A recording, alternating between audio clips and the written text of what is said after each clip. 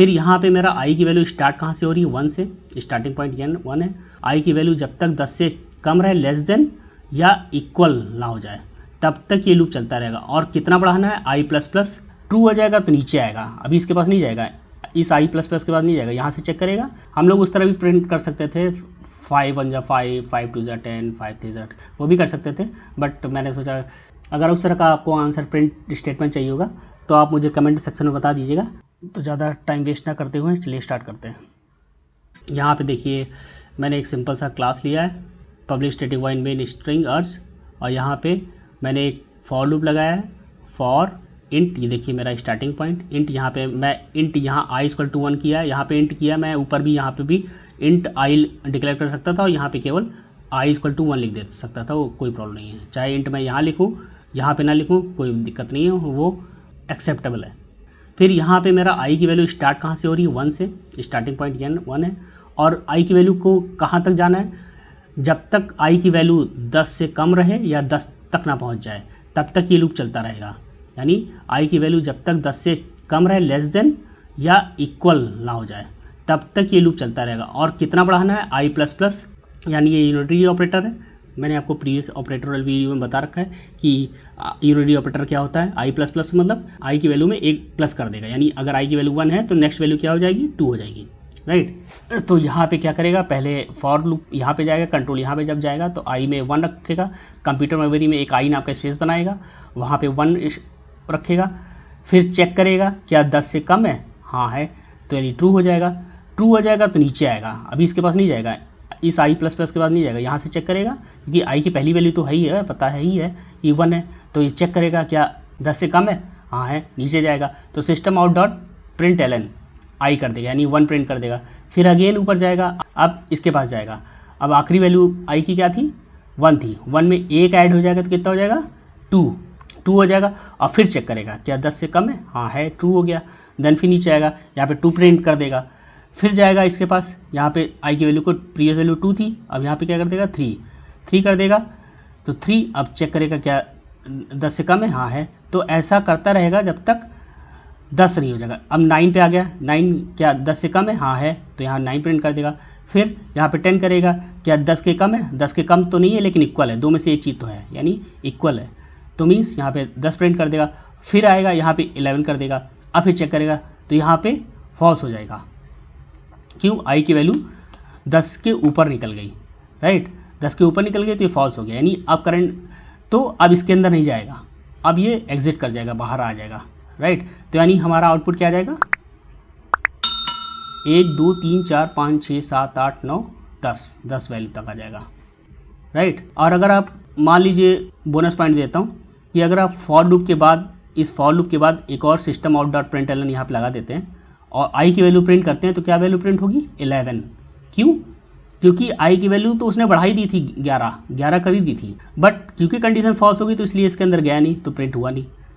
लेकिन इस लूप के बाहर तो प्रिंट हो सकता है ना आई की वैल्यू, तो आई की वैल्यू 11 प्रिंट हो जाएगी। बट फिर भी एक सिनेरियो, यहाँ पे इंट को मैंने इस लूप के अंदर डिक्लेयर किया, तो ये लोकल वेरिएबल हुआ, मीन्स इसका स्कोप इस फॉर लूप के अंदर ही होगा, तो ये इंट आई इसी के अंदर पहचाना जाएगा। अगर मैं इंट आई यहाँ पे डिक्लेयर कर दूँ, यहाँ पे इंट आई डिक्लेयर करूँ, तब यहाँ पे मैं जब system out dot print Elon I print कराऊंगा तो 11 प्रिंट करेगा, अभी नहीं करेगा क्योंकि ये लोकल वेरिएबल एज डील हो रहा है, क्योंकि मैंने इस लूप के अंदर ही आई को इंट डिक्लेयर किया, डेटा टाइप क्या बताया, इंट बताया, तो इसका स्कोप, इसकी वैलिडिटी इसी लूप के अंदर है, बाहर नहीं है, राइट। अब एक और एग्जांपल लेता हूँ, यहाँ पे देखिए मैंने टेबल प्रिंट कराई है, 5 की टेबल, मैंने n में 5 ले लिया हुआ है और t एक वेरिएबल ले लिया हुआ है आंसर स्टोर करने के लिए टेबल का, राइट। अब फिर मैंने लूप चलाया यहाँ से i इक्वल टू 1 से लेकर i इक्वल टू 10 तक, तो पहले i में रखा वैल्यू उसने 1 रखा, कहाँ तक जाएगा, 10 रहे, 10 हो जाए या 10 से कम रहे, जब तक 10 से कम रहे या 10 रहे तब तक ये लूप चलना है और एक एक बढ़ाएगा। तो यहाँ पे t इक्वल टू मैंने रखा t 5 × 1 यानी 5, यानी t में क्या आ जाएगा 5, तो क्या प्रिंट कर देगा, the table of n, n में क्या है 5, टेबल ऑफ n यानी 5 इज़ 5। फिर अगेन ऊपर जाएगा, यहाँ पे इसको, अब इसके पास जाएगा 2 करेगा, तो 2 करेगा 10 से कम है, हाँ ठीक है, तो 5 × 2 यानी 10, यानी t में क्या आ जाएगा 10 आ जाएगा, तो the table of 5 is 10, right.